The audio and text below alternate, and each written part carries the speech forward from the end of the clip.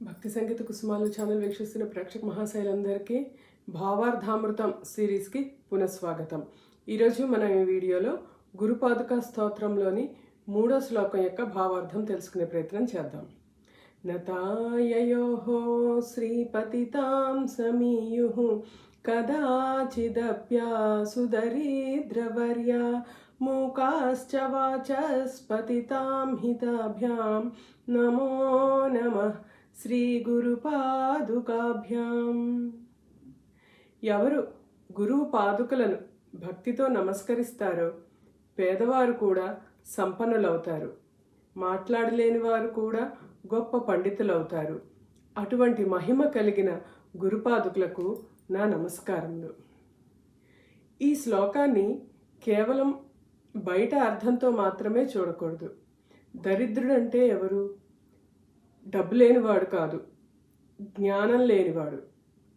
గురు కృప వలన అజ్ఞానం తొలగుతుంది, జ్ఞానం వస్తుంది. అదే నిజమైన సంపద. మనందరం మూకుడు అనే కవి పేరు వినే ఉంటాం. అతను మాట్లాడలేనివాడు. అంటే మామూలుగా మూకుడు అంటే మాట్లాడలేనివాడు అని అర్థం. కానీ ఈ కవి మాట్లాడలేక కాదు, తనలో ఉన్న సత్యాన్ని వ్యక్తపరచలేనివాడు అని అర్థం. గురువు వల్ల వ్యక్తీకరణ శక్తి పెరుగుతుంది, ఆత్మవిశ్వాసం పెరుగుతుంది, జ్ఞానం వెలుగులోకి వస్తుంది. భగవంతుడు మనకు జీవితాన్ని ఇస్తే గురువు ఆ జీవితానికి అర్థం చూపిస్తాడు.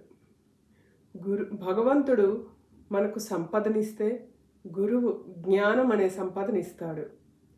భగవంతుడు మన్ని సృష్టిస్తే గురువు మన్ని మారుస్తాడు. గురుకృప ఉంటే అజ్ఞానం సంపదగా మారుతుంది, మౌనం జ్ఞానంగా మారుతుంది అని ఈ శ్లోకం యొక్క అర్థం.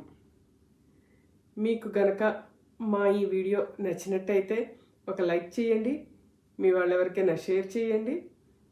ఈ భావార్థాల సిరీస్లో ఏ వీడియో మీకు బాగా నచ్చిందో మాకు కామెంట్ రూపంలో తెలియచేయండి. ధన్యవాదాలు.